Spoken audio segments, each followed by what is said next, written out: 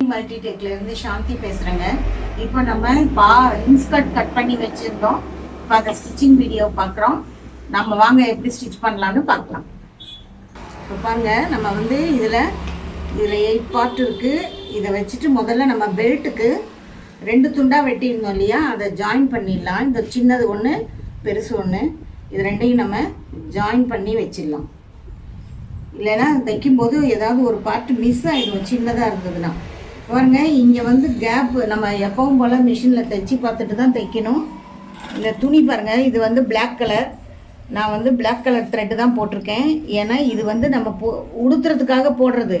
இதில் நான் contrast colour விட்டு தைக்க முடியாது. இவ்வளவு தூரம் தள்ளி தைக்கணும். இந்த கோடு போட்டிருக்கேன் இல்லையா, இந்த இடத்துல நம்ம இதை தைக்கணும். இதுக்கெல்லாம் ஒரு தையல் பத்தாது, 2 தையல் விடணும். 2 தையல் நான் எப்படி விடுவேன்னா, இப்படி விட்டுட்டு இந்த துணியை அப்படியே இப்படி திருப்பி வச்சு அந்த தையல் மேலேயே இப்படி தைச்சிடுவேன்.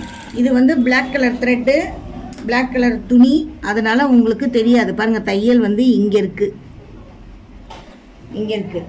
இப்போ இதை தைச்சி முடிச்சாச்சு. நம்ம இந்த பகுதியை ஜாயின் பண்ணிக்கலாம்.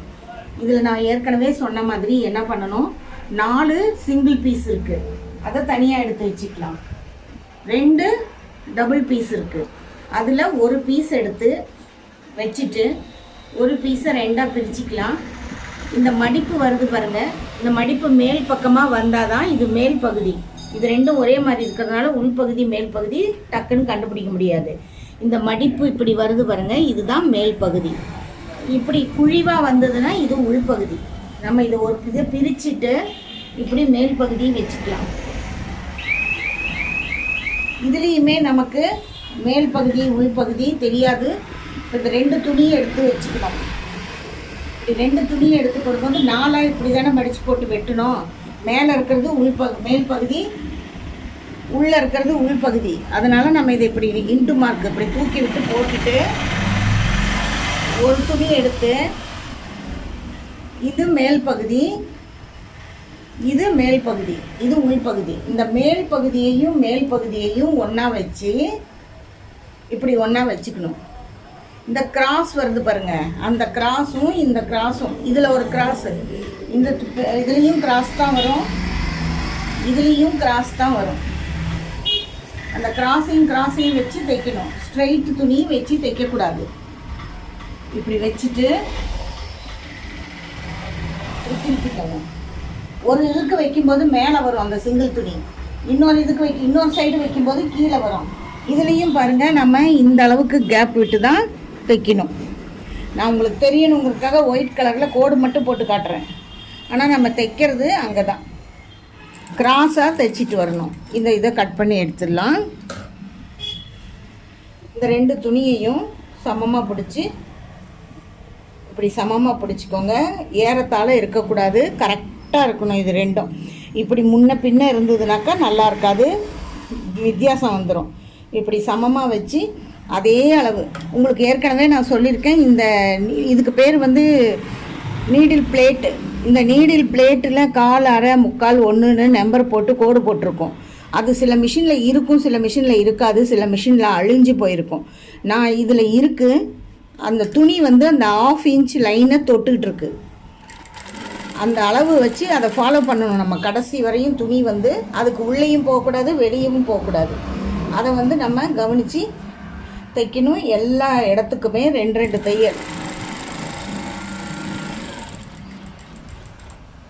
இது பெடலில் தைச்சாலும் அதே தான், மோட்டரில் தைச்சாலும் அதே தான். உங்கள்கிட்ட என்ன மிஷின் இருக்கோ அதை ஃபாலோ பண்ணிக்கோங்க. தைக்கிறது ஒரே மாதிரி தான், ஸ்பீடு தான் முன்ன பின்ன வரும். கடைசியாக வரும்போது இந்த துணி 2ம் சமமாக வச்சு பிடிங்க. இது கிராஸாக கட் பண்ணி இருக்கிறதுனால ஒரு துணி இழுத்து ஒரு துணி இழுக்காமல் அப்படிலாம் வச்சிங்கன்னா கடைசியில் தைச்சி முடிக்கும்போது ஏறத்தாழ வரும்.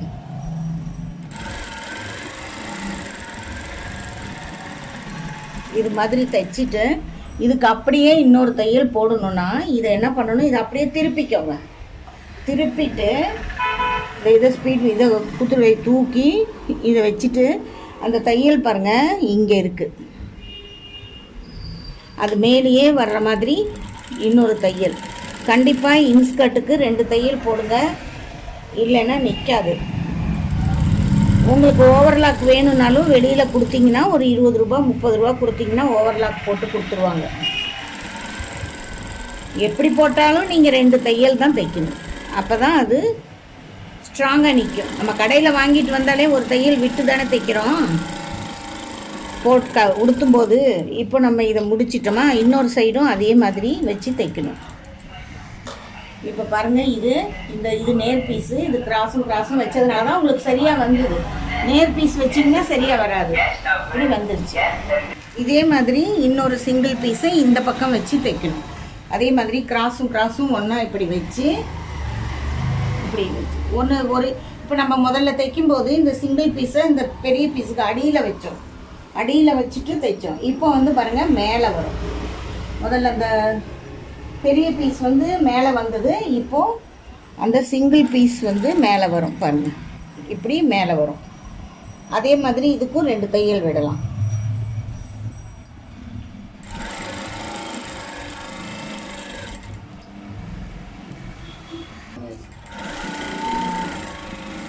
இதுக்கு இப்போ ஒரு ஸ்டிச்சு கரெக்டாக வந்துருச்சு, இன்னொரு ஸ்டிச் போட்டுக்கணும். இதை அப்படியே திருப்பி போட்டுக்கணும்.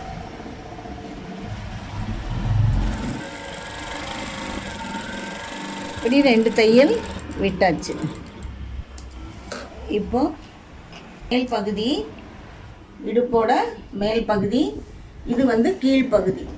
நம்ம இதை ஒரு செட்டு தைச்சாச்சு. இதே மாதிரி இன்னொரு செட்டு நம்ம இங்கே இருக்குது பாருங்கள், சிங்கிள் பீஸ் 1, டபுள் பீஸ் 2 இருக்குது. இதை நம்ம தைக்கணும். இங்கே ஒரு பீஸ் தைச்சாச்சு, இங்கே ஒரு பீஸ் தைச்சாச்சு.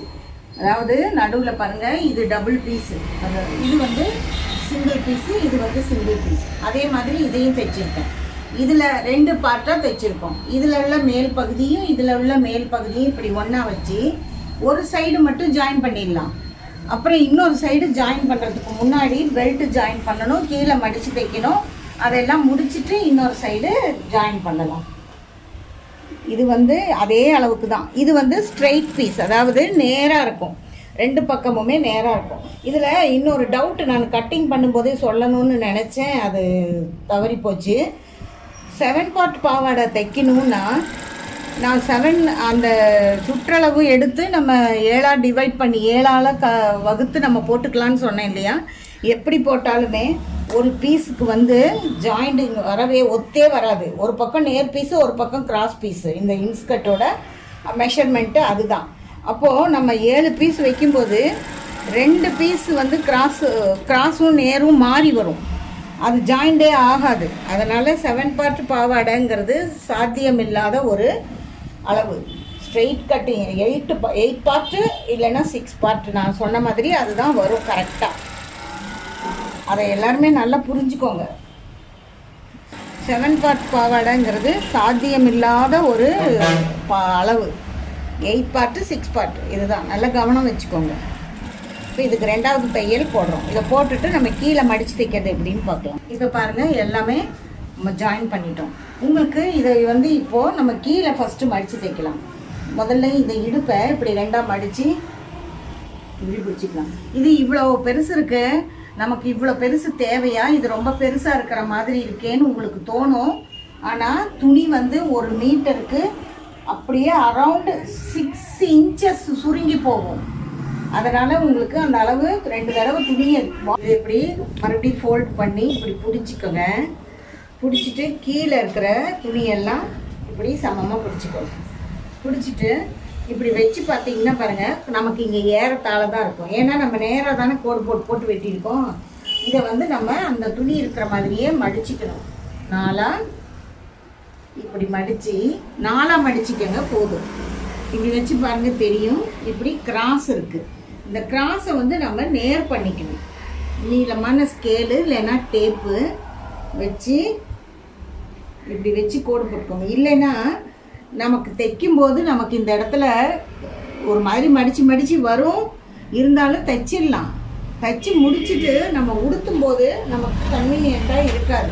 ஒரு பக்கம் கீழே தொங்கும், ஒரு பக்கம் மேலே இருக்கும். பாவாடையோட ஷேப் அன்ஷேப்பாக இருக்கும்.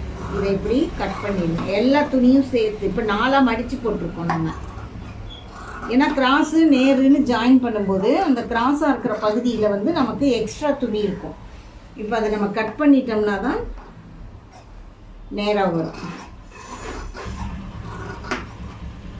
இப்போ நம்ம இந்த இடத்துல கீழே நேராக ஃபுல்லாகவுமே எடுத்துட்டு உள்பக்கம் இந்த மடிப்பு இருக்குது பார்த்தீங்களா, அதில் இப்படி ஒரு 1/2 இன்ச்சு, மறுபடியும் ஒரு 1/2 இன்ச்சு, இவ்வளோதான். நமக்கு இன்ஸ்கர்ட்டில் அவ்வளோதான் மடித்து தைச்சிருப்பாங்க, உங்களுக்கு தெரியும்.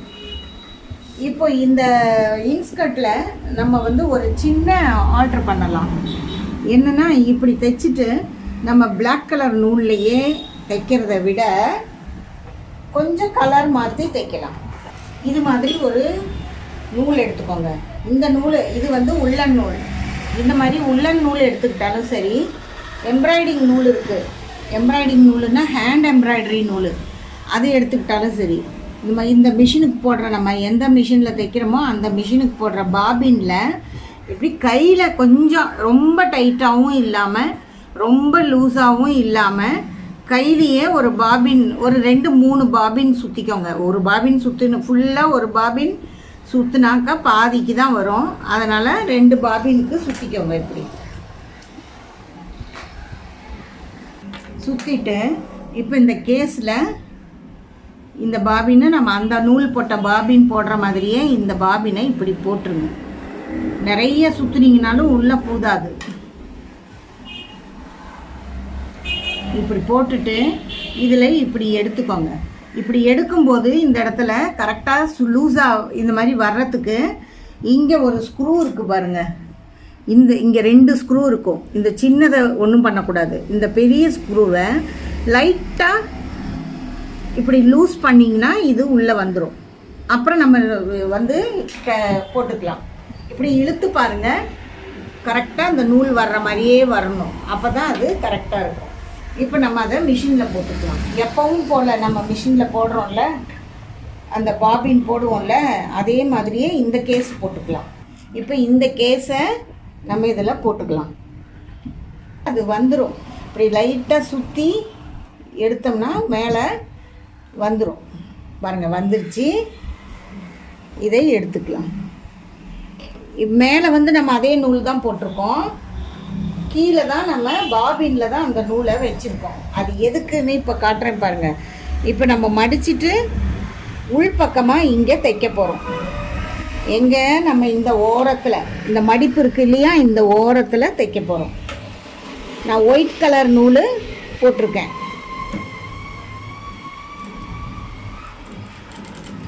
மேலே வந்து நம்ம கருப்பு கலர் நூல் தான் போட்டிருக்கோம்.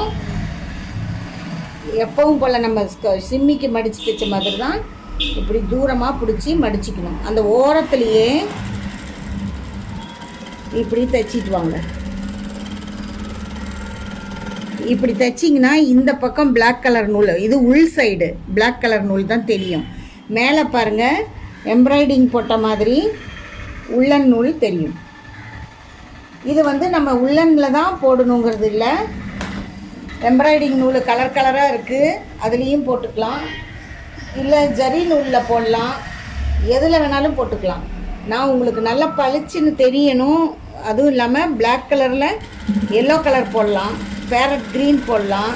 நான் வந்து ஒயிட் போட்டிருக்கேன்னா உங்களுக்கு நல்லா தெரியும் அப்படிங்கிறதுக்காக. இங்கே பாருங்கள், நம்ம சாதாரணமாக உள்பாவாடை தைக்கும்போது வாங்கும்போது பார்த்துருப்போம், கீழே வந்து லைட்டாக எம்ப்ராய்டிங் நூல் வச்சு ஜிக்ஸாக்காக ஸ்டிச் பண்ண மாதிரி இருக்கும். அந்த மாதிரி இல்லாமல் நாம் கொஞ்சம் வேறு மாதிரி பண்ணிக்கிறோம், அவ்வளோதான். ஜிக்ஜாக் மிஷின் ஜிக்ஜாக் ஸ்டிச்சஸ் வந்து எல்லா மிஷின்லேயும் வராது இல்லையா, அதனால் நம்ம இந்த மாதிரி இப்போ நம்ம அந்த கிராஸ் கட் பண்ணோம் இல்லையா, கட் பண்ணதுனால தான் இப்படி நமக்கு நேராக இப்படி மடிக்க வருது. ஒவ்வொரு பார்ட்டாக இப்படி மடித்து இப்போ பாருங்க, இந்த பார்ட்டுக்கு வந்துடணும், இந்த பார்ட்டுக்கு மடித்து தைச்சிக்கணும். அதே மாதிரி நம்ம பாவாடை மொத்தத்தையும் தைக்கணும்.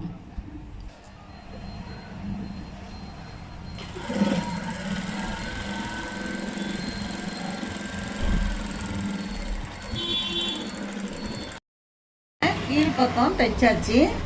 மேல் பக்கம் பாருங்கள், இது வந்து மேல் பகுதி. இந்த தையல் வர்றது உள்பகுதி. இந்த தையல் இங்கே தைச்சிருக்கு இல்லையா, இது வந்து உள்பகுதி, இது மேல் பகுதி. அதே மாதிரி இதில் நம்ம ஒரு பிட்டு ஜாயின் பண்ணியிருக்கோம். இது உள்பகுதி, இது மேல் பகுதி. அந்த மேல் பகுதி பாவாடையோட மேல் பகுதியும் இந்த பெல்ட்டோட மேல் பகுதியையும் வச்சுக்கணும். இப்படி இந்த ரெண்டுமே கரைப்பகுதி நமக்கு. இதுவும் செல்வெஜ்ஜு, இதில் இருக்கிறதும் செல்வெஜ்ஜு. அதனால் நம்ம இதை மடித்து தைக்க வேண்டியதில்லை. ஆனால் பிசுறு பகுதியாக இருந்தால் இப்படி கொஞ்சம் மடித்து தைக்கும். இப்படி ஒரு ஒரு அரை இன்ச்சு அளவுக்கு இப்படி மடித்து வைக்கணும். நமக்கு செல்வெஜ் இருக்கிறதுனால நான் அப்படியே வச்சுருக்கேன்.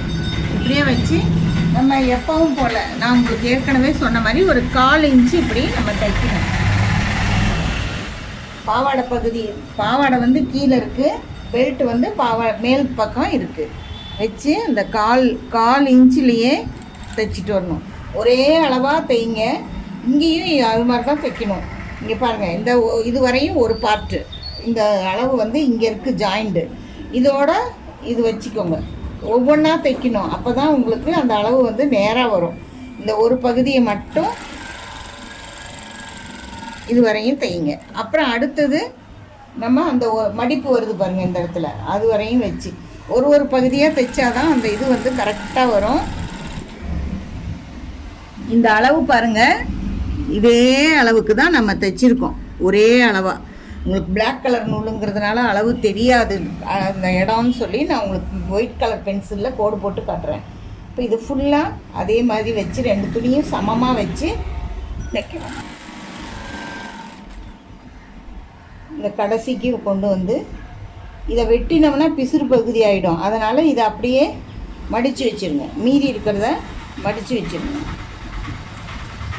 மடித்து வச்சு இப்படி தைச்சி லாக் பண்ணி எடுத்துருங்க. இப்போது இதை ஆஃப் பண்ணிட்டீங்களா? இப்போ இதை நம்ம திருப்பிட்டோம். இந்த துணியை வெளியே எடுத்து வச்சுருக்கோமா, இது வந்து இந்த தையலை இப்படி தள்ளிடணும். இந்த பக்கத்தில் தள்ளிட்டு இதை வந்து இப்படி கொஞ்சமாக ஒரு அரை இன்ச்சு மடித்து இதை வந்து இந்த தையல் மேலே இப்படி வச்சு தைக்கணும். நம்ம ஷிம்மி தைக்கும்போது இந்த ஷிம்மி தைக்கும்போது ஐப்பட்டி தைச்சோம் இல்லையா, அந்த மாதிரி தைக்கணும். இது வந்து நீங்கள் கொஞ்சம் மடித்து தைக்க முடியல, இப்படி முறுக்கிட்டு வருது, இப்படி ஈவனாக வரணும். இந்த இடம் ஒவ்வொரு பார்ட்டாக தைக்கணும். இந்த ஒரு பார்ட்டுக்கு தைக்கணும். இந்த தையல் வருது பாருங்கள், இங்கே ஜாயின் பண்ண தையல், இது மேலே இதை இப்படி வைக்கணும். அந்த தையல் தெரியாத அளவுக்கு இப்படி மடித்து வச்சு ஓரமாக தைச்சிட்டு வரணும். இப்படி ஒவ்வொரு பார்ட்டாக தைக்கணும். இந்த ஒரு பார்ட்டு முடித்தோடனே இது செகண்ட் பெரிய பார்ட்டு இப்படி எடுத்து இப்படி ஒரு அரை இன்ச்சு மடித்து இங்கே பிடிச்சிட்டு அப்புறம் இந்த தையல் மேலே இப்படி வைங்க. அப்போ தான் இப்படி முறுக்கிக்காமல் வரும், இல்லைன்னா முறுக்கிட்டு வரும். இப்படி கொஞ்சம் கொஞ்சமாக இப்படி மறுபடியும் இங்கே வரும்போது இந்த இடத்துல இப்படி கொஞ்சம் மடிச்சிட்டு அப்புறம் இப்படி வைக்கணும். அதை விட்டுட்டு நம்ம இங்கேருந்தே இப்படி மடித்து வச்சோம்னா தப்பாக போயிடும். இங்கே இப்படி மடித்து இந்த பார்ட்டு இந்த ஜாயிண்ட் மேலே வைங்க. வச்சு இதை உள்ளே தள்ளி நல்லா இப்படி நீவி விட்டுட்டு அதே மாதிரி தான் எல்லாமே ஒவ்வொரு பார்ட்டாக இப்படி துணியை நகர்த்தி நகர்த்தி தைக்கணும்.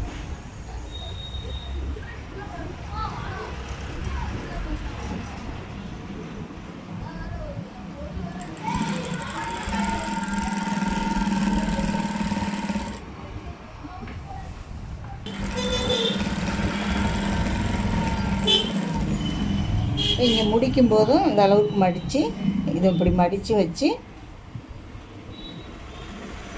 ரொம்ப பெருசாக இல்லாமல் ரொம்ப கரெக்டான அளவில் நம்ம ஒரே மாதிரி வச்சாதான் நமக்கு அந்த முறுக்கல் இல்லாமல் வரும். சின்னது பெருசு இல்லாமல் முறுக்கிக்காமல் வரும்.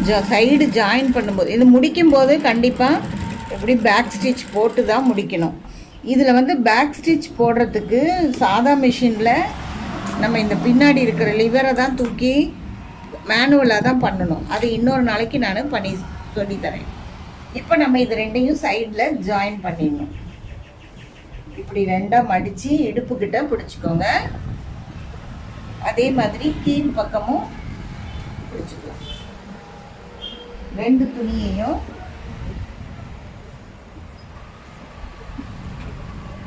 இப்படி பிடிச்சிட்டு கீழே இருந்து தான் நம்ம தைக்கணும். மேலே வந்து இந்த பெல்ட் இருக்குது இல்லையா, இந்த பெல்ட்டுக்கு கீழே 6 இன்ச்சு 6 இன்ச்சு வச்சு கேப் இதுவரையும் தான் நம்ம தைக்கணும். இதுக்கு மேலே அப்படியே விட்டுறணும். 6 இன்ச்சு அது கண்டிப்பாக நம்ம விடணும், அதுக்கு கம்மியாக விடக்கூடாது. இது ரெண்டையும் இப்படி சமமாக வச்சுக்கோங்க, இல்லைன்னா கீழே ஏறத்தாழ வந்துருச்சுன்னா நல்லா இருக்காது. இங்கேயும் நம்ம 1/2 இன்ச்சு தான் தைக்க போகிறோம்.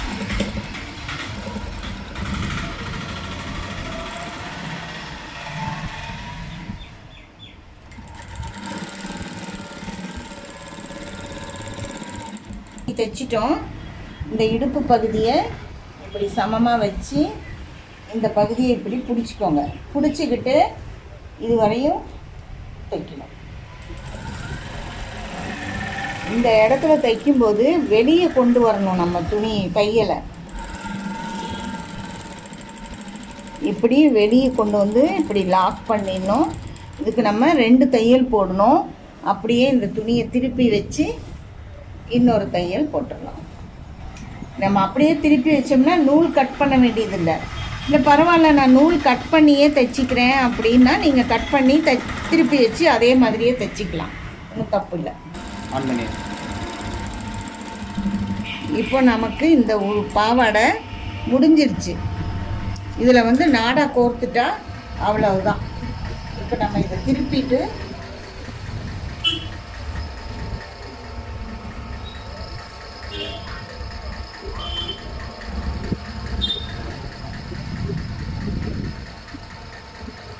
இப்போ இதில் நாடா கோர்க்கணும். 8 பார்ட் பாவாடை, இது பெருசாக தான் இருக்கும், லார்ஜ் சைஸு. இங்கே பாருங்கள், கீழேயும் பகுதி இவ்வளோ பெருசு இருக்குது, இவ்வளோ அகலம் நமக்கு தேவையானது அளவுக்கு இருக்குது. இதே மாதிரி நம்ம ஃப்ரில் வச்ச பாவாடையும் தைக்கலாம். இல்லை நாடா கோர்த்துட்டா அவ்வளோதான். இது இவ்வளோ பெருசு இருக்குதுன்னு நினைக்காதீங்க. இது வந்து இந்த அளவுக்கு சுருங்கிடும், இவ்வளவு தான் வரும். டோட்டலாக 1 மீட்டர் துணிக்கு 6 இன்ச்சு துணி சுருங்கும். அதுதான் இந்த துணிகளோட டோட்டலாக. இந்த மாதிரி பாப்ளின், லாங் கிளாத்து, காட்டன் துணினாலே 1 மீட்டருக்கு 6 இன்ச்சு அளவுக்கு சுருங்கிடும். அதனால நம்ம இதை தண்ணியில் போட்டுட்டு தைக்க முடியாது. தண்ணியில் போட்டுட்டு கட்டலாம், அவ்வளோதான். உடுத்தும் போது தான் நமக்கு தெரியும் அது சுருங்குறது, துவைச்சாதான் தெரியும். நம்ம லைனிங் துணியெல்லாம் வாங்கி தண்ணியில் போட்டுட்டு தைக்கிறது அதுக்காக தான். இப்போ நம்ம இந்த இன்ஸ்கர்ட் வந்து தைச்சிட்டோம். நிறைய பேருக்கு இது கண்டிப்பாக தேவைப்படும். பாருங்க, நம்ம இப்போ 8 மடிச்சு போட்டிருக்கோமா, எல்லாம் பாருங்க மேலே இருந்து கீழே வரையும் ஒரே மாதிரி அளவுகளில் இருக்கும். எங்கேயுமே ஏறத்தாழ இருக்காது. நீங்கள் கடையில் வாங்குற பாவாடையை எடுத்து வச்சு பாருங்க, இந்த மாதிரி மடித்து இந்த மாதிரி மடிக்க வராது. அவன் மடித்து வச்சிருக்கும் போது நீட்டாக இருக்கும். நீங்கள் வாங்கி ஒரு தடவை உடுத்தி துவைச்சி போட்டுட்டு மடிச்சிங்கன்னா இந்த மாதிரி மடிக்க வராது. ஏன்னா அவங்க அளவுகள் கண்ணா பின்னான்னு எடுத்து ஏனோதானோன்னு செஞ்சு வர்றது தான் நமக்கு விலையும் அதிகமாக இருக்குது. இது மாதிரி நம்ம ஒரு 200லேருந்து 250 ரூபாய் செலவு பண்ணால் அழகான ஒரு இன்ஸ்கர்ட் தைச்சிடலாம். எல்லா புடவைக்கும் மேட்சாக நாமளே தைச்சிக்கலாம். நிறைய நமக்கு காசு மிச்சமாகும். நான் ஏற்கனவே கட்டிங் வீடியோலையே அது சொல்லியிருக்கேன். இது எல்லாருக்கும் பிடிச்சிருக்கும்னு நினைக்கிறேன். எல்லாருமே ஷேர் பண்ணுங்கள், லைக் பண்ணுங்கள், சப்ஸ்கிரைப் பண்ணுங்கள். அடுத்து இன்னொரு இன்ட்ரெஸ்டிங்கான வீடியோவில் சந்திப்போம். நன்றி, வணக்கம்.